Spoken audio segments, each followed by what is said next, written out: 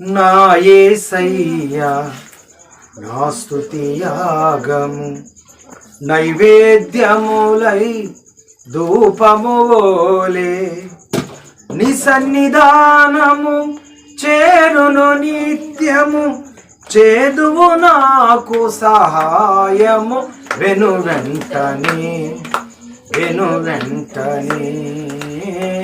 నా యేసయ్యా నా స్తుతి యాగము నైవేద్యములై ధూపము వోలే నీ సన్నిధానము చేరును నిత్యము చేదువు నాకు సహాయము వెను వెంటనే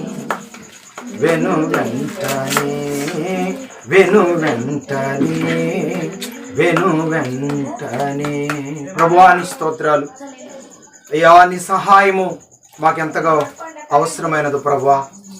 తండ్రి నీ సహాయాన్ని మాకు అనుగ్రహించండి దేవా. నీ మాటలు ఈ సమయంలో మేము ధ్యానం చేసుకుంటూ ఉండగా మాతో మాట్లాడండి. కుడి వచ్చిన మా బిడ్డలతో మాట్లాడండి. శబ్దంతము ద్వారా నీ మాటలు వినే బిడ్డలతో మాట్లాడండి. నీ నామానికి మహిమ తెచ్చుకోండి ప్రభువా అని దేవుని సన్నిధిలో మనం దేవుని సహాయం కొరకు ప్రార్థన చేస్తూ ప్రభు సన్నిధిలో ముందు కొనసాగవరిగా ఉందాం. ప్రేమ కలిగిన తండ్రి నీ మాటలు ఈ సమయంలో మేము ధ్యానం చేసుకుంటూ ఉండగా మాతో మాట్లాడి నీ నామానికి మహిమ తెచ్చుకోండి. యేసయ్య నామంలో ప్రార్థించి అడిగి వేడుకుంటున్నాను పరమ తండ్రి, ఆమేన్. మంచిది ప్రియులారా, ఈ సమయంలో పరిశుద్ధుడైన దేవుడు మన కొరకాయ సిద్ధపరిచినటువంటి శ్రేష్టమైనటువంటి దేవుని మాటలను మనం ఈ సమయంలో ధ్యానం చేసుకుందాం. లూకా సువార్త 22వ అధ్యాయము 42వ వచనాన్ని మనం ఈ సమయంలో ధ్యానం చేసుకుంటూ కొన్ని మాటలను మనం ధ్యానం చేసుకుంటూ ప్రభు సన్నిధిలో మనము ముందుకు కొనసాగే వారిగా ఉందాం. ప్రియులారా, తండ్రి ఈ గిన్నె నా యొద్ద నుండి తొలగించుటకు నీ చిత్తమైతే తొలగించు. అయినను నా ఇష్టము కాదు నీ చిత్తమే సిద్ధించును గాక అని ప్రార్థించెను. అప్పుడు పరలోకము నుండి ఒక దూత ఆయనకు కనబడి ఆయనను బలపరిచెను. ఆయన వేదన పడి మరింత ఆతురముగా ఆయన ప్రార్థన చేయగా ఆయన చెమట నేల పడుచున్న గొప్ప రక్త బిందువు వలె ఆయన ప్రార్థన చాలించి లేచి తన శిష్యుల యొద్దకు వచ్చి వారు దుఃఖము చేత నిద్రించుట చూచి మీరెందుకు నిద్రించుచున్నారు శోధనలో ప్రవేశించుకుంటున్నట్లు లేచి ప్రార్థన చేయుడని వారితో చెప్పాను. ప్రియులారా, చదువుబడినటువంటి దేవుని మాటలను మనం జ్ఞాపకం చేసుకున్నట్లయితే దేవుడు మాట్లాడుతూ ఉన్నాడు.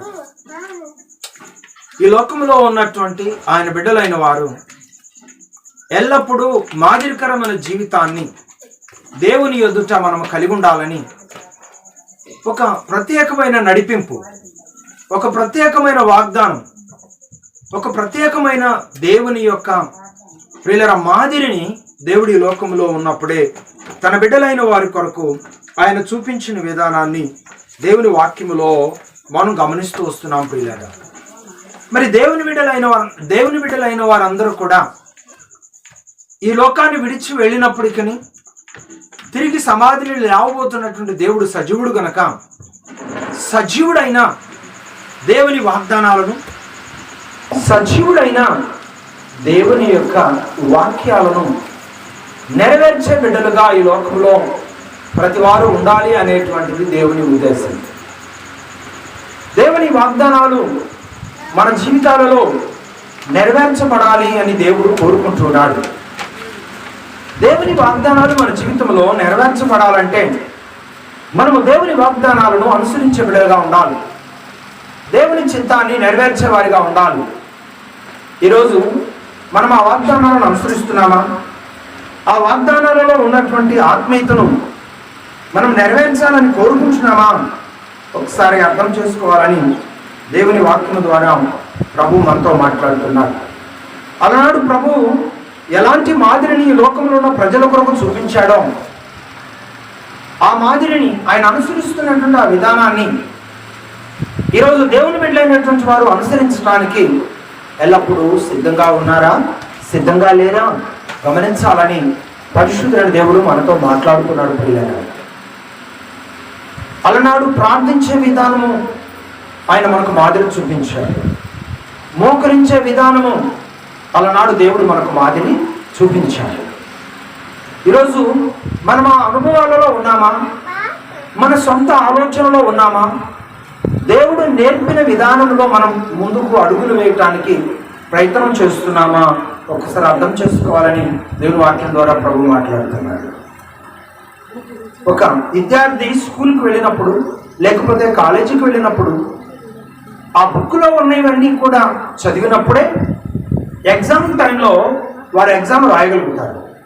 ఆ బుక్లో ఉన్నవి ఏమీ పట్టించుకోకుండా వారు సొంతగా వారు ఏమేమో వ్రాయాలని ప్రయత్నం చేస్తూ వ్రాసారనుకోండి, వారు విజయాన్ని అనుభవించగలుగుతారా?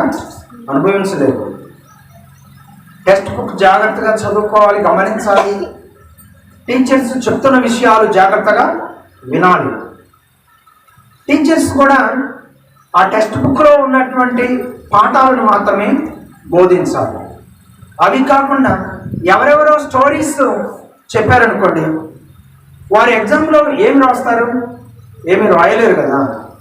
అలాగే ప్రియులారా, ఈరోజు దేవుని వాక్యంలో ఉన్నటువంటి విషయాలను చాలా జాగ్రత్తగా మనం నేర్చుకోవాలి. దేవుని వాక్యములో లేని విషయాలను మనం నేర్చుకున్న ప్రయోజనము లేదు. ఈరోజు చాలామంది బోధకులుగా ఉన్నటువంటి వారు ఈ రోజున ప్రసంగికులుగా వస్తూ ఉన్నారు, కానీ కథలు ఏవేవో చెప్తా ఉన్నారు. ప్రజలను నవ్వించడానికి, ప్రజలను ఆకర్షించడానికి మాత్రమే వారుండే ఆ గంట సేపు వారే జ్ఞాపకం ఉండే విధంగా కొన్ని విషయాలను వారు ఏవేవో చెప్తూ ఆ గంట సమయాన్ని ముగించుకొని వారి దారిని వారు వెళుతూ ఉన్నారు. ఈ రోజున మనము ఈరోజు ఈ కొడుకులు మనము ఈరోజు ఈ ప్రార్థనా సమావేశంలో ఏమి నేర్చుకున్నాం? దేవుని వాక్యంలో నుండి మనం ఏమి నేర్చుకున్నాం అనేటువంటి ఆలోచన ఈరోజు కూర్చుని వినే ప్రజలు జాగ్రత్తగా ఆ మాటల కొరకు ఎదురు చూడాలి. నిలబడి దేవుని మాటలు బోధించేవారు కూడా ఈరోజు నేను ఈ బిడ్డల మధ్యకు వచ్చాను. ఈ బిడ్డలకు నేను ఏమి నేర్పాలి, ఏమి నేర్చుకున్నారు, ఏమి నేర్చుకుంటారు, ఎలా వారికి నేర్పాలి అనేటువంటి విధానంలో దేవుని మాటలను మాత్రమే మన హృదయంలో ఉండే విధంగా దేవుని యొక్క మాటల పట్ల బోధించేవారు, వినేవారు ప్రత్యేకమైన శ్రద్ధ కలిగి ఉన్నప్పుడు అక్కడ రిజల్ట్ చాలా గొప్పగా ఉంటుంది. ఈ రోజున మనం నేర్చుకునే ప్రతి విధానాలు అలనాడు ప్రభు ఈ విధంగా ఆయన చిత్తాన్ని అనుసరించారు. ఆయన బిడ్డలంగా ఈరోజు మనం ఆయన చిత్తాన్ని అనుసరిస్తున్నామా లేదా? ఆయన నేర్పిన వాక్యాన్ని ఈరోజు మనం అనుసరిస్తున్నామా లేదా? ఆయన అనుసరించిన క్రియలను ఈరోజు మనం అనుసరిస్తున్నామా లేదా? ఆశ ఉంటుంది, కానీ ఆయన చిత్తం లేకపోతే ఏ ఆశ నెరవేరదు అనే వాస్తవాన్ని గుర్తుపెట్టుకోండి. మెయిన్ ఆయన ఇచ్చిన ఆజ్ఞలను మనం అనుసరించే వారిగా ఉండాలి. ఆయన నేర్పిన బోధను మన హృదయంలో స్థిరపరచుకోవాలి. ఆయన నడిచిన మార్గమును మనం అనుసరించడానికి ఎప్పుడు ప్రయత్నము చేయాలి. ఈరోజు అనుభవాల్లో మనం ఉంటున్నామా? లోకంలో వాటి కొరకైతే ఏ త్యాగమైనా చేసే దాని కొరకు ఇష్టపడుతున్నారు. పరలోక రాజ్యం సంపాదించుకోవటం కొరకాయ మరి నువ్వు ఏ త్యాగం చేస్తున్నావు? దేవుని కొరకు ఏ త్యాగం చేస్తున్నావు? దేవుని కొరకు ఏ తీర్మానాలు కలిగి ఉన్నావు? దేవుని కొరకు ఎంతగా క్రియలు కలిగిన విశ్వాసాన్ని అనుసరించడానికి నువ్వు సిద్ధపడుతూ ఉన్నావు? ఒకసారి ఆలోచన చేసుకోవాల్సిందిగా దేవుని వాక్యం తెలియజేస్తూ ఉంటుంది. ప్రభువైన యేసుక్రీస్తు వారు అప్పగింపబడుతున్నటువంటి సమయంలో కూడా ఆయన ప్రార్థించడం నేర్పాడు. ఆయన ప్రార్థించే అనుభవాలు క్రియలలో చూపించాడు. ఆయన కన్నీరు గార్చి ప్రార్థన చేశాడు, ఆయన మోకరించి ప్రార్థన చేశాడు, ఆయన కన్నీరు గారుస్తూ మోకరిస్తూ ఆయన ప్రార్థన చేస్తూ ప్రియులారా ఆయన పలికిన మాట ఏంటో తెలుసా? ఆశ అయితే ఆయనలో ఉంది, కానీ ఆ ఆశనైతే దేవునికి తెలియజేశాడు. తర్వాత ఏమన్నా తెలుసా? ప్రభువా, నాకైతే ఈ ఆశ ఉంది, కానీ నీ చిత్తం అయితే ఇది నెరవేర్చు, నీ చిత్తం కాకపోతే నా ఆశను ఎట్టి పరిస్థితుల్లో నెరవేర్చవద్దు ప్రభువా అని ప్రార్థన చేశాడు. ఎవరు? మన ప్రభు అయిన యేసుక్రీస్తు వారు. ఈరోజు నీ ప్రార్థన ఎలా ఉంది?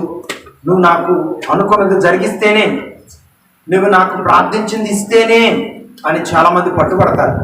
ప్రభువా, నాకైతే నా జ్ఞానంతో నా ఆలోచనతో నాకు ఫలానిది అవసరం, ఫలాని విధంగా నీ మహిమ కొరకు నిలబడాలని నాకు ఆశ ఉంది, అయితే నా ఆశ కాదు ప్రభువా, నీ చిత్తమే నెరవేర్చండి ప్రభువా అని మనం ఆయన చిత్తానికి లోబడే అనుభవాలు మనం కలిగి ఉంటున్నామా?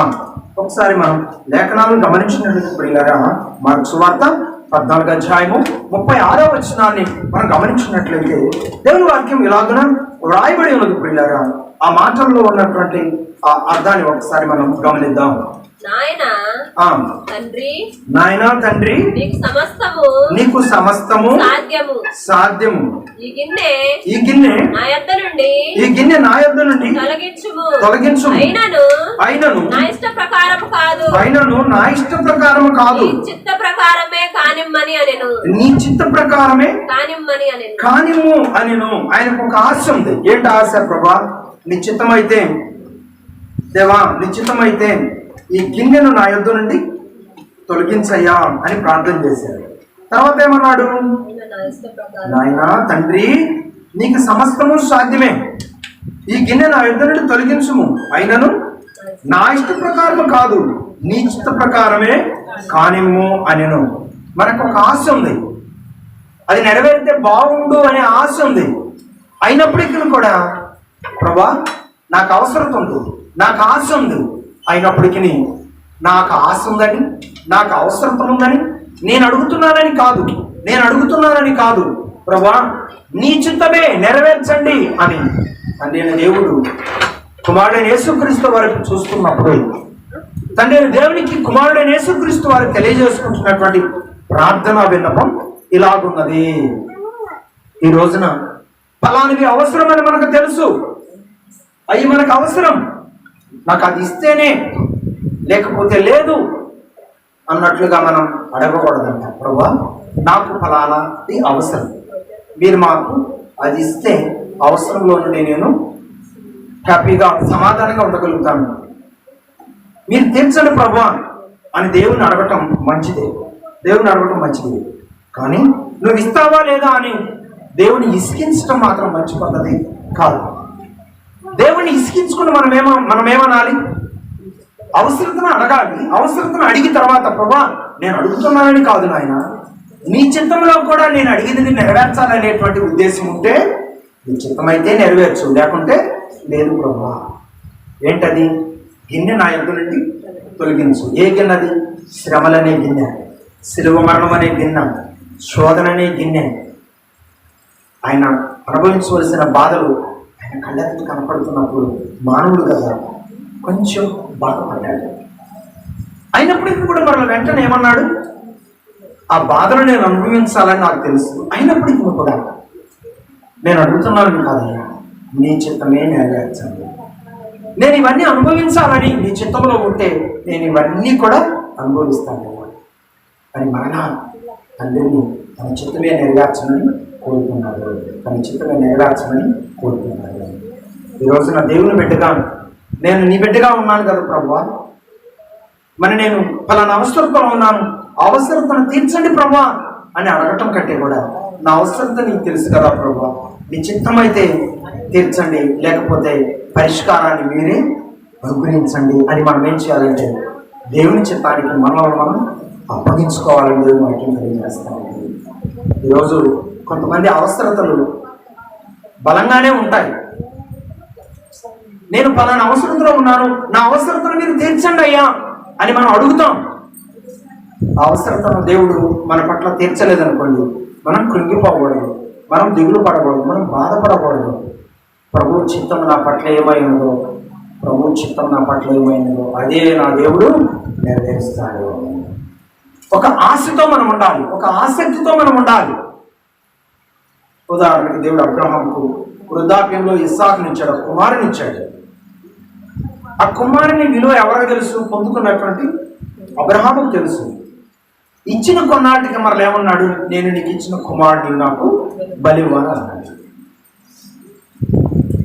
ఇప్పుడు ఆ కుమారుని బలివ్వటం దేవుని చిత్తమా? ఆ కుమారుని బలివ్వటం ఆయనకు అవసరమా? ఆ కుమారుని ఆయనకు అవసరం కాబట్టి దేవుడు ఇచ్చాడు. ఆ కుమారుని ద్వారా లేకపోతే ఆ సంతానము ద్వారా ఆయన ఎలా ఈ లోకంలో సంతానాభివృద్ధి కలిగించవలసిన అవసరం ఉందో దేవునికి తెలుసు. కుమారుని దేవుడిచ్చాడు, బిడ్డలను దేవుడిచ్చాడు. అది అభివృద్ధి అంటారా? లేకపోతే మూడుగారి స్థితి అంటారా? అది అభివృద్ధి. కానీ మరలా ఇచ్చిన కుమారుని ఇవ్వమన్నాడు, అది స్వార్థం అంటారా? అది అభివృద్ధి అంటారా? చెప్పండి. అది స్వార్థం. ఈ విషయం ఎవరికి తెలుసు? అబ్రహాముకు తెలుసు. తెలిసినప్పుడు ఇక్కడ కూడా దేవుడు అడిగాడు కాబట్టి నేను ఇవ్వాలి. ప్రశ్న అడగలేదు దేవుణ్ణి, ఏంటి ప్రభా నువ్వే ఇచ్చావు, నాకు ఇష్టం లేదు, ఏది ఏమైనప్పటికీ అవసరమైతే నన్ను తీసుకో, నాకు ఇష్టమే, కానీ మీరు నాకు ఇచ్చిన కుమారుడు మాత్రం అడగొద్దు, నాకు చాలా బాధగా ఉంది, నేను తట్టుకోలేను, నేను కృంగిపోతాను అని చెప్పి ఏమైనా తన మనసుకు నచ్చిన మాటలు, తన తెలివితేటలతో కూడిన ప్రార్థన ఏమైనా చేశాడు అబ్రహాము? చేయలేదు. ఈరోజు చాలా మంది వారి తెలివితేటలతో కూడిన మాటలు మాట్లాడుతూ ఉంటారు. దేవుని యొక్క చిత్తము, దేవుని ప్రేరేపణ, దేవుని తలంపును దేవుడు మనకు తెలియజేస్తూ ఉంటే ఈ అల్పకాల మానవులు ఏం చేస్తారు? వారి తెలివితేటలు, వారి మాటలు, వారి ఆలోచనలు, రేపేమి జరగదో తెలియని వారు రకరకాలైన జ్ఞానంతో కూడినటువంటి మాటలు దేవునికి తెలియజేయడానికి ప్రయత్నము చేస్తారండి. పిల్లరా, దేవునికి మనం మరలా వ్యతిరేకంగా ప్రశ్నలు అడిగేంత తోళం కాదు. దేవుని మాటను ధిక్కరించి మన సొంత సమాధానాలు చెప్పే అంత గొప్పవారము కాదు. అంత గొప్పవారం అయితే అబ్రహాము గారు ఏమంటే దేవునికి సమాధానం చెప్పలేడా? దేవుణ్ణి అడగలేడా? అడగాల్సిన విషయంలో అడిగాడు, అడగకూడని విషయంలో ఆయన అడగలేదు. అడగాల్సిన విషయంలో అడిగాడు. ఏ విషయంలో అడిగాడు? ఏ విషయంలో దేవుని బ్రతిమలాడాడు? ఏ విషయంలో దేవుని బలవంతం చేశాడు? ఏ విషయంలో దేవుని గోజాడాడు? చెప్పండి. సొదొమ గుమొర్రా పట్టణము పతన వ్యవస్థలోనికి వెళ్ళినప్పుడు, ప్రభువా ఆ పట్టణంలో 50 మంది ఉంటే రక్షిస్తావా? ఆ పట్టణంలో ఒక 10 మంది తగ్గితే రక్షిస్తావా? ఒక 5 తగ్గితే రక్షిస్తావా అని చెప్పి ప్రభుని ఇసికించాడు. ఎందుకో తెలుసా? ఒక మనిషి రక్షణ కొరకు దేవుణ్ణి ఇసికించాడు. కానీ తన విశ్వాస పరీక్షలో నెగ్గటానికి మాత్రం దేవుణ్ణి ఇసికించలేదు. దేవుడు ఏది చెప్తే దానికి తలపెట్టడానికి అబ్రహాము ఇష్టపడ్డాడు. కాబట్టి ఈరోజు అబ్రహాము విశ్వాసులకు తండ్రి అయ్యాడు. దేవుని స్తోత్రం చేద్దామా? అలాగే రెండు చరిత్ర కలిగిన వంశావళులకు ఒక వ్యవస్థాపకుడయ్యాడు. ఏమంటే ఈ రోజున చరిత్రలో ఇస్మాయిల్ ద్వారా ముస్లిమ్స్ విస్తరించారు, ఇస్సాకు ద్వారా క్రైస్తవులు విస్తరించారు. ఈ ప్రపంచమంతా కూడా 75% విస్తరించింది ఎవరండి? అబ్రహాం సంతానమే. చెప్పండి, ఈ ప్రపంచమంతా 75% విస్తరించింది ఎవరు? అబ్రహాం సంతానమే. ఆ రోజు కనుక అబ్రహాం దేవుని మాటను ధిక్కరించినట్లయితే ఈరోజు ఆయనకు ఏమైనా సాక్ష్యం ఉండేదా? దేవుని మాటే నా శాసనం అన్నట్లుగా ఆయనకి తెలుసు కుమారుడు లేకపోతే ఎంత ఇబ్బంది పడ్డాడో, ఇచ్చిన కుమారుని బలిస్తే ఆయన ఎంత నష్టపోతాడు ఎవరికి తెలుసు? దేవునికి తెలుసు. అయినప్పటికీ కూడా ప్రియులారా చూడండి, దేవుని చిత్తమే నెరవేర్చడానికి ఇష్టపడ్డాడు, కానీ తన ఆలోచన నెరవేర్చడానికి ఆయన ఏమాత్రము ఇష్టపడలేదు అని మన ప్రభు అయిన యేసుక్రీస్తు వారి పేరిట నేను తెలియజేస్తున్నాను. కాబట్టి ప్రియులారా, ఈరోజు దేవుని బిడ్డగా ఎంత జ్ఞానం ఉన్నా, ఎన్ని తెలివితేటలున్నా, దేవుని బిడ్డగా దేవుని చిత్తాన్ని నెరవేర్చడానికి ప్రయత్నం చేస్తున్నావా? నీ ఆలోచనే గొప్ప అన్నట్లుగా నీ ఆలోచనే నువ్వు నెరవేర్చుకోవటానికి నువ్వు ప్రయత్నం చేస్తున్నావా? ఒక్కసారి జ్ఞాపకం చేసుకోవాల్సిందిగా ప్రభు పేట నేను తెలియజేస్తున్నాను. అబ్రహాం ఆ రోజున ఏమనొచ్చు? దేవా, నువ్వు ఇచ్చినటువంటి ఏకైక కుమారుని బట్టి నేను తృప్తి కలిగి ఉన్నాను, నేను సంతోషిస్తున్నాను, నేను బాధ మర్చిపోయాను, దిగులు మర్చిపోయాను. ఇప్పుడు ఆ కుమారుని నువ్వు మరలా బలివ్వమంటే నేను తట్టుకోలేను ప్రభా, నేను భరించలేను ప్రభా, నేను ఓర్చుకోలేను ప్రభా అని చెప్పి దేవునికి ప్రార్థన చేశాడా? నో, దేవునికి ప్రార్థన చేయలేదు. ఆయన చిత్తాన్ని నెరవేర్చడానికి ప్రయత్నం చేశాడు, ఆయన మాట నెరవేర్చడానికి ప్రయత్నము చేశాడు. ఈ రోజున నీవు కూడా దేవుని మాట నెరవేర్చడానికి ప్రయత్నం చేస్తున్నావా? నీ ఆలోచనే గొప్ప అన్నట్లుగా నీ ఆలోచనే నెరవేర్చుకోవడానికి ప్రయత్నం చేస్తే ఇక నీ జీవితం ముగించబడిన తర్వాత దేవుని కొరకు నువ్వు ఏం చేయగలుగుతావు? దేవుని కొరకు నువ్వు ఏం సాధించగలుగుతావు? అందుకే పిల్లరా, దేవుని కొరకు ఏదైనా నీ జీవితంలో ఒకటి సాధించాలంటే ఏం చేయాలి? నీ ఆలోచన ప్రక్కన పెట్టి దేవుని ఆలోచన ప్రకారం అడుగులు ముందుకు వేయడానికి ప్రయత్నము చేయాలి. అలనాడు అన్న అంత తీర్మానం తీసుకొని ప్రార్థన చేస్తున్నప్పటికీ ఎవరి మాట విన్నది? అంత తీర్మానం తీసుకొని ప్రార్థన చేస్తున్నప్పటికీ కూడా ఎవరి మాట విన్నది? దైవ సేవకుని మాట విన్నది.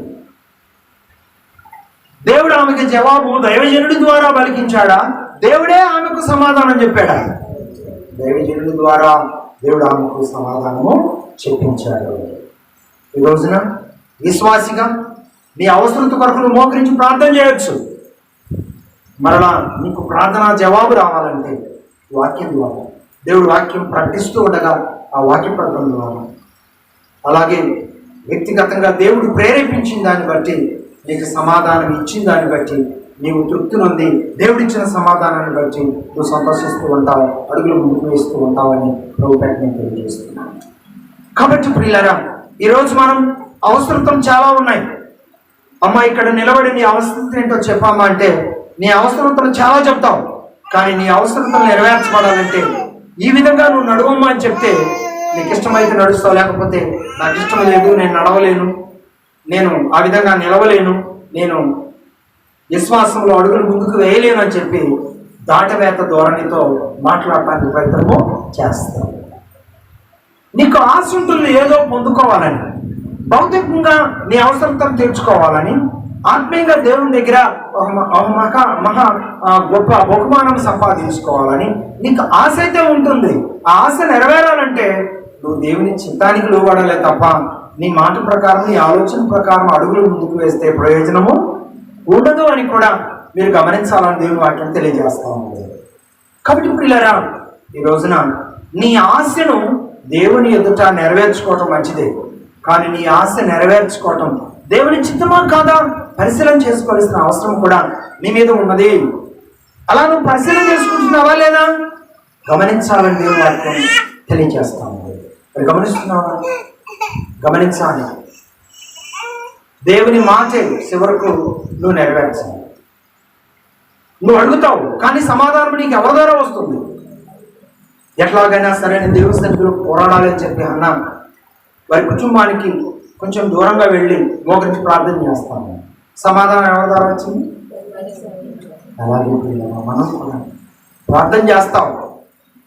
నీ ప్రార్థనకు జవాబు ఎలా, నీ ప్రార్థనకు జవాబు రావాలో, ఎలా నీ అవసరతను దేవుడు తీర్చాలో, ఆ అనుభవాలను దేవుడు నీతో మాట్లాడుతున్నప్పుడు ఆ మాటలను నువ్వు స్వీకరించాలి, ఆ మాటలను అనుసరించడానికి ప్రయత్నం చేయాలి. అప్పుడే దేవుని కృపకు నీవు భక్తురాలు ఉన్నావు. ఏంటమ్మా భక్తురాలు వలే ఉన్నావు అని చెప్పి అన్నాను దయచేసి ప్రశ్నిస్తాను. వెంటనే నేను ఎలా కనపడతాను నీ కంటికి? ఏంటి భక్తురాలు వలే ఉన్నాను అంటున్నావేంటి అని చెప్పి ఏమైనా తిరగబడిందా అన్నా? నో, తిరగబడలేదు. ఎందుకు తెలుసా? మాట్లాడుతున్న ఎవరు? కాబట్టి ఆ మాటకు సమాధానం చెప్పాలి. ఆయన ద్వారా దేవుడు నాకు అనుగ్రహించిన మాటలను నేను స్వీకరించాలి అనేటువంటి ఒక మహా గొప్ప భక్తి విశ్వాసాన్ని కనపరిచింది. కాబట్టి చరిత్రలో ఈరోజు ఆమె నిలిచిపోయింది. ఈరోజు నువ్వు కూడా చరిత్రలో ఆయన సాక్షిగా నిలవాలంటే దేవుడిచ్చిన వాగ్దానం ప్రకారం నడవాలి. దేవునికి మనిషికి మధ్యవర్తిగా ఆయన మాటలు ప్రకటిస్తున్నాడు. ఆయన సేవకుల యొక్క వాగ్దానాలను దేవుని ద్వారా ఇవ్వబడుతున్నటువంటి ఆయన యొక్క వాగ్దానాలను విని నమ్మి విశ్వసించి అడుగులు ముందుకు వేయటం నేర్చుకుంటే అద్భుతాలు నీ జీవితంలో దేవుడు జరిగించడం ప్రారంభిస్తాడు. కాబట్టి ప్రియులారా, దేవుని ఆశ అనుకుంటుంది, ఆ ఆశను మనం నెరవేర్పులను నడిపించుకోవాలంటే మన ఆలోచన ప్రకారం నడవకూడదు, మనం దేవుని చిత్త ప్రకారమే నడవాలి. అలాగే మరొక మాట నేను ఈ సమయంలో మీకు జ్ఞాపకం చేస్తాను పిల్లలు. ఒకసారి దైవ గ్రంథాన్ని మనం గమనించినట్లయితే రెండో మాట నేను మీకు జ్ఞాపకం చేస్తాను. యోహాను సువార్త 4:34 మనం గమనిద్దాం. ఈ లోకంలో మనకు ఎన్నో ఆశలు ఉంటాయి, ఆలోచనలు ఉంటాయి. అవన్నీ కూడా మనము పొందుకోవాలంటే దేవుని చిత్తాన్ని మనం నెరవేర్చే వారిగా ఉండాలి. దేవుని చిత్తం నెరవేర్చడం అంటే ఏంటి? హెబ్రీయులకు రాసిన పత్రిక 10:7 దేవుని చిత్తమును నెరవేర్చుట అనగా అర్థం ఏంటి? హెబ్రీయులకు రాసిన పత్రిక 10:7 అప్పుడు నేను గ్రంథపు చుట్టలో నన్ను కూర్చి వ్రాయబడిన ప్రకారము, అప్పుడు గ్రంథపు చుట్టలో నన్ను కూర్చి వ్రాయబడిన ప్రకారము దేవా నీ చిత్తము నెరవేర్చుటకు ఇదిగో నేను వచ్చి ఉన్నానంటిని. ఏమంటే ఇక్కడ పౌలు గారు హెబ్రీ సంఘానికి ఈ అనుభవాలన్నీ కూడా తెలియజేస్తున్నాడు. హెబ్రీ సంఘానికి ఈ అనుభవాలన్నీ కూడా దేవుడు తెలియజేస్తా వస్తున్నాడు.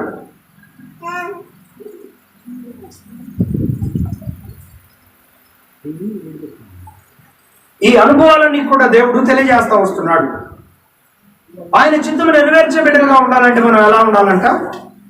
అప్పుడు నేను గ్రంథపు చుట్టలో నన్ను కూర్చో రాయబడిన ప్రకారం దేవా నీ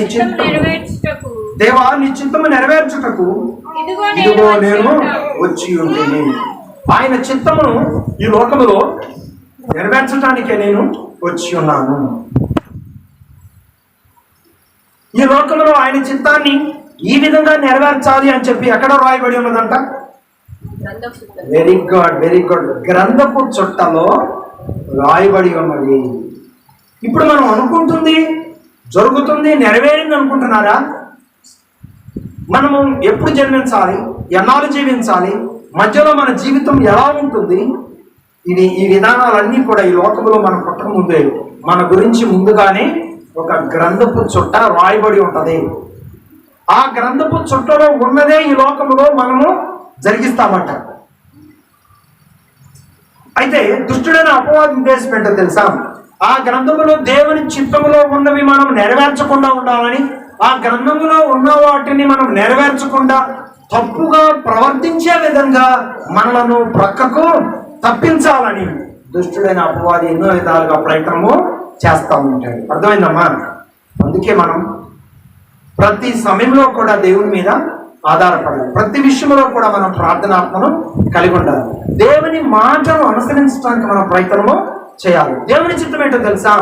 ఆయన గ్రంథంలో ఉన్న విధంగా ఈ లోకంలో మనం జీవించడం దేవుని చిత్తం. ఆయన గ్రంథంలో ఉన్న విధంగా జీవించకుండా ప్రక్కకు తొలగిపోవటం అపవాది ఇష్టం. దేవుడు ఏం కోరుకుంటాడు? నేను రాయించిన గ్రంథములో ఉన్న ప్రకారం ఈ బిడ్డ జీవిస్తే ఈ బిడ్డ నా చిత్తాన్ని నెరవేర్చినట్టు నేను సిద్ధపరిచిన రాజ్యాన్ని పొందుకుంటూ ఉంటుంది. అపవాది ఫైటింగ్ ఎలా ఉంటుంది? ఆయన గ్రంథంలో ఉన్నట్లుగా ఈ బిడ్డ జీవించకుండా నా ఇష్ట ప్రకారం ఈ బిడ్డను ప్రక్కకు తప్పించాలని అపవాది పోరాడుతూ ఉంటుంది. ఇప్పుడు చెప్పండి, ఒక విశ్వాసి జీవితం పోరాట జీవితమా లేకపోతే మామూలుగా జీవించే వారి జీవితంతో సమానమా? ఒక విశ్వాసి జీవితం పోరాటంతో కూడిన జీవితం. ఒక విశ్వాసి అంటే ఏముందని అనుకుంటున్నారా? ఒక మామూలు వ్యక్తి అయితే అతను ఈ లోకంలో ఉదారంగ వస్త్రాలు ధరించి సమృద్ధికరమైన జీవితాన్ని జీవించిన దేవుని దృష్టిలో అతను వట్టివాడే. కానీ ప్రభు కొరకు జీవించడానికి ఇష్టపడిన బిడ్డ ఈ లోకములో లోకానుసారమైనటువంటి ఘనమైన స్థితి లేకపోయినా పేద స్థితిలో ఉన్నప్పటికీ కూడా ఆ బిడ్డ ప్రవర్తన, ఆ బిడ్డ జీవితం దేవునికి ఎంతో ఇష్టం. కాబట్టి దేవుని బిడ్డలు అనగా ఒక పోరాట యోధులు. ఏ రోజుకు ఆ రోజు దేవుని మాటను నెరవేర్చడానికి ఇష్టపడుతూ వారి జీవనాన్ని కొనసాగిస్తూ ఉండేవారే దేవుని బిడ్డలు. అందుకే దేవుని చిత్తం నెరవేర్చడం అంటే అప్పటికప్పుడుగా మనం ఏదో నెరవేర్చడం కాదు. మన విధానాలన్నీ ముందుగానే ఎక్కడ రాయబడి ఉన్నాయి? గ్రంథంలో రాయబడి ఉన్నాయి. ఆ గ్రంథంలో రాయబడిన విధంగా ఈ లోకంలో మనం జీవించడం దేవుని చిత్తం. కాబట్టి ప్రియులారా, ఆ విధానాలన్నీ కూడా నీ జీవితంలో నెరవేర్చబడాలంటే ఈ భూలోకంలో దేవుని బిడ్డలు ఆయన లేఖనాలలో ఉన్నటువంటి అంశాలను బోధిస్తూ ఉండగా వాటిని శ్రద్ధగా వినాలి, ఆ మాటల ప్రకారం అనుసరించాలి. అప్పుడు దేవుని చిత్తాన్ని నెరవేర్చిన బిడ్డగా దేవుని గ్రంథములో రాయబడిన విధంగా నీవు ఈ లోకంలో జీవిస్తావు అని దేవుని వాక్యంలో తెలియజేస్తా ఉంటుంది. అలాగే దేవుని చిత్తం నెరవేర్చడం అంటే గ్రంథములో ఉన్నవి అనుసరించి నడవటమే దేవుని చిత్తం. ఓకేనా? దేవుని చిత్తం నెరవేర్చడం అంటే మరి ఒక విషయాన్ని నేను మీకు జ్ఞాపకం చేస్తాను. యోహాను సువార్త 4:34 దేవుని చిత్తం నెరవేర్చడం అంటే మరి ఒక మాట నేను మీకు చూపించబోతున్నాను. యోహాను సువార్త 4:34 ఇలాగున రాయబడి ఉన్నది, యేసు వారిని చూచి నన్ను పంపిన వాని చిత్తము నెరవేర్చుటయు ఆయన పని తుదముట్టించుటయు నాకు ఆహారమై ఉన్నది. నాకు ఆహారం. ఎంత మంచిగా ఇక్కడ దేవుడు తన గ్రంథంలో రాయించి ఉన్నాడు చూడండి. యేసు వారిని చూచి నన్ను పంపిన వాని చిత్తము నెరవేర్చుటయు ఆయన పని తుదముట్టించుటయు నాకు ఆహారమై ఉన్నది. ఈరోజు మనం ఆహారం తీసుకోకపోతే ఆరోగ్యంగా ఉండలేం, మన పనులు మనం చేయలేం. అలాగే దేవుని సన్నిధిలో కూడా కొంత ప్రార్థన చేయలేం, కొంత దేవుని మాటలు కూడా దీక్షగా చదవటానికి మనం ఆరోగ్యవంతులుగా ఉండలేం. కానీ ప్రభువు ఏమంటున్నాడు? నాకు ఆహారం ఏంటి? ఆయన పంపిన పనిని నెరవేర్చుటే నాకు ఆహారం. అలాగే దేవుని చిత్తం ఏంటంటే ఆయన గ్రంథంలో రాయబడిన వారు, ఆయన ప్రవచనాల కొరకు ఎదురు చూస్తున్న వారు దేవుని గ్రంథంలో ఉన్నటువంటి లేఖనాలను అర్థం చేసుకొని అనుసరించి వారే దేవుని చిత్తంలో ఉన్నవారు. ఆయన పంపిన పనిని నెరవేర్చుటే నాకు ఆహారం అని యేసుప్రభు వారు అన్నాడు. అలాగే ఈరోజు దేవుని బిడ్డలైనటువంటి వారు కూడా ఆత్మీయంగా ఆయన వాక్యాన్ని అనుసరించి నడవటమే వారికి ఆత్మ సంబంధమైన దేవుని చిత్తానుసారమైన ఆహారమును అనుభవించే వారిగా ఉంటున్నారని దేవుని వాక్యం తెలియజేస్తాను. దేవుని మాటల పట్ల శ్రద్ధ కలిగి నువ్వు ఉంటే నువ్వు ఏ దినానికి ఆ దినము దేవుని చిత్తానుసారమైన ఆహారాన్ని నువ్వు భుజిస్తున్నట్లు. దేవుని సన్నిధికి దూరమై ఈరోజు దేవుని సన్నిధి అన్న సంగతి తెలుసు, ఈరోజు ఏదైనా ఊరిని సిద్ధపరచుకోవటం ఇలాంటివి చేస్తే నువ్వు దేవుని కొరకు బలమైన బిడ్డగా లేవు. దేవుని విషయంలోనేమో బలహీనంగా ఉంటున్నావు, లోకం విషయంలోనేమో బలవంతంగా ఉంటున్నావు. ఒకసారి గమనించండి.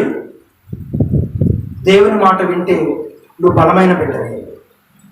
దేవుని మాట వినకపోతే నీ సొంత మాటలు నెరవేర్చుకోవడానికి నువ్వు ప్రయత్నం చేస్తే దేవుని బిడ్డగానే ఉంటావు, కానీ నువ్వు బలహీనమైన వ్యక్తి.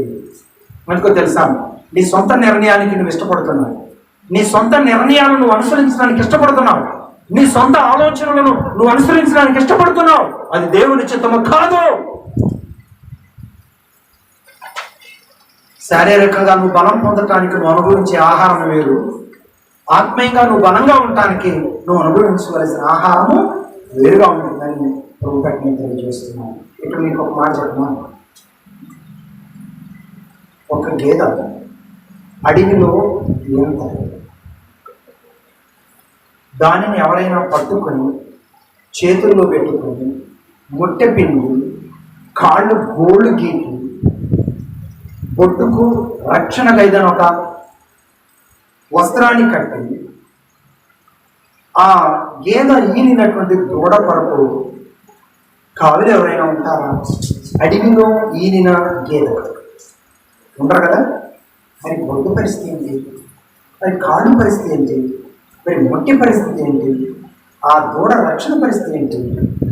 అదే మనం పెంచుకుంటున్న గేదె ఈయనే మూమెంట్కి వచ్చింది అనుకోండి, ఈ నైట్కి ఎంత నిద్రలాపం కూర్చున్నాం, పగులు ఎంతది పొలానికి తీసుకెళ్ళకుండా ఇంటి దగ్గరే కట్టేస్తాం.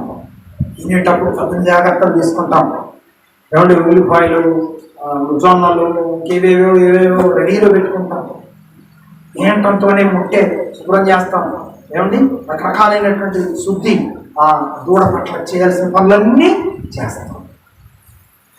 కొన్ని గేదెలు నైట్ పూట అయ్యి ఉంటాయి, ఈని గేదె చుట్టూ తిరుగుతూ ఉంటాయి.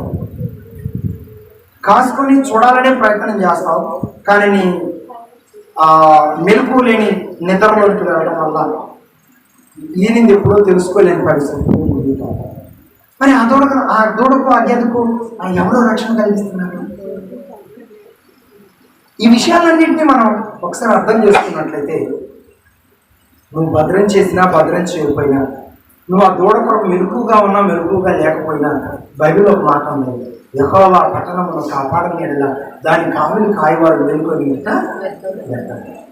అంటే దీని ఉద్దేశం ఏంటి? దేవుని చిత్తం అనేది ఒకటి ఉండాలి, దేవుని మాట నెరవేర్పు అనేది ఒకటి రాయబడి ఉండాలి. రాయబడితే నెరవేరుతుంది, కానీ రాయబడన్నది ఎప్పుడు నెరవేరడానికి దేవుని చిత్తంలో ఉండదు అని మీరు గ్రహించాలని దేవుని వాక్యం తెలియజేస్తున్నాను. మనం శారీరకంగా బలం పొందడానికి శారీరక సంబంధమైన ఆహారం కొరకు కష్టపడతాం, కానీ ఆత్మీయంగా మనం బలం పొందటానికి ఎంతవరకు మనం కష్టపడుతున్నాం? దయచేసి ఒకసారి పరిశీలన చేసుకోవాలని దేవుని వాక్యం తెలియజేస్తాం. ఆత్మీయంగా మనం బలం పొందాలంటే మనం దేవుని మాట వినాలి. అబ్రహాము దేవుని కొరకు బలవంతుడా బలహీనుడా? చెప్పాలి. బలవంతుడు. ఎందుకు బలవంతుడయ్యాడు? ఈ లోకములు బిడ్డల పట్ల చేయకూడదని ఎవరు అడిగాడు? దేవుడు అడిగాడు. అయినప్పటికీ కూడా దేవుని చిత్తం నెరవేర్చడం కొరకు అబ్రహాము చేశాడు. కాబట్టి 2 తరాలకు 2 వంశావళులకు ఒక అద్భుతమైనటువంటి ఫలింపునిచ్చాడు. అలాగే నీ జీవితంలో కూడా ఇంతవరకు శూన్య స్థితిలో ఉన్నావా? దేవుడు ఊహించని రీతిలో గొప్ప విలువైనటువంటి అలనాడు అబ్రహాముకు ఇస్కరేణుల వలె, ఆకాశ నక్షత్రాల వలె నీ సంతానాన్ని విస్తరింపజేస్తానని వాగ్దానం చేసిన వాగ్దానాన్ని దేవుడు నెరవేర్చబోతున్నాడు. దేవునికి స్తోత్రం. ఆ వాగ్దానాన్ని నీ జీవితంలో నువ్వు అనుభవించాలంటే నువ్వు దేవుని మాటకు లోబడే బిడ్డగా నువ్వు ఉండాలి. దేవుని మాటకు లోబడే బిడ్డగా ఉండకుండా నీ సొంత మాటలు నెరవేర్చుకోవడానికి ప్రయత్నం చేస్తే దేవుని వాగ్దానం నీ జీవితంలో నెరవేర్చబడకూడదు. ఇక నీ పేరు ఈ లోకంలో ముగించబడిన తర్వాత నువ్వు ఏమి చేయాలన్నా ఏమీ చేయలేవు. నీ ఆయుస్సు కృంగిపోయిన తర్వాత, నీ ఆరోగ్యం కృంగిపోయిన తర్వాత, నీ శరీరం కృంగిపోయిన తర్వాత నువ్వు దేవుని కొరకు ఈ లోకంలో ఏదో మిగిల్చి వెళ్ళాలని ఎన్ని ఆశలు కలిగి ఉన్న ప్రయోజనము లేదు.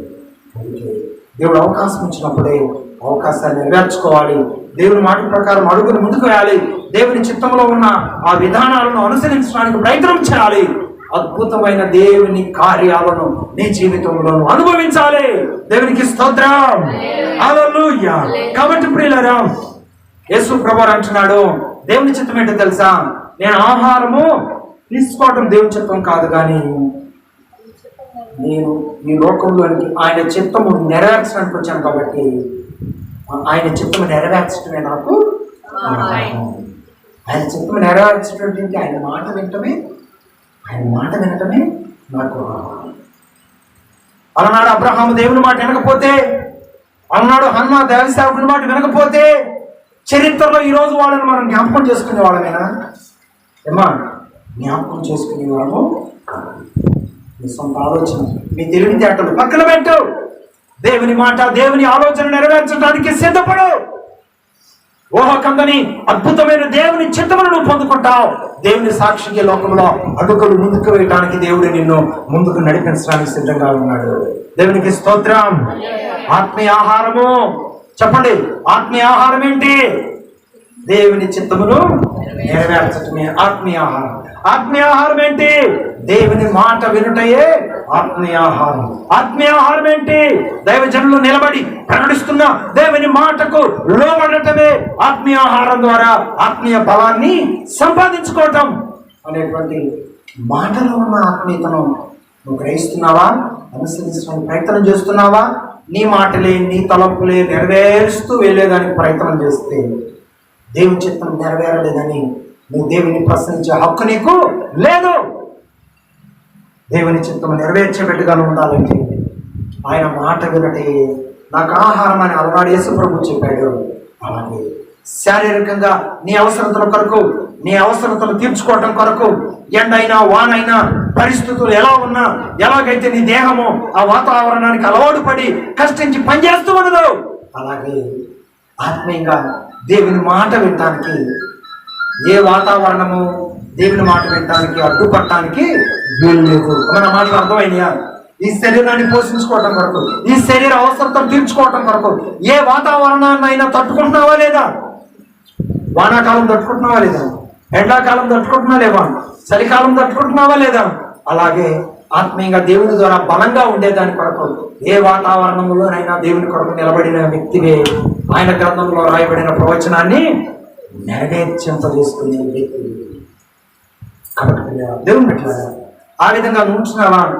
నువ్వు ఉండకపోతే ఇకనైనా ఉండడానికి ప్రయత్నించమని ప్రభువు ఆయన వాక్యం ద్వారా మనతో మాట్లాడుతూ వస్తున్నాడు.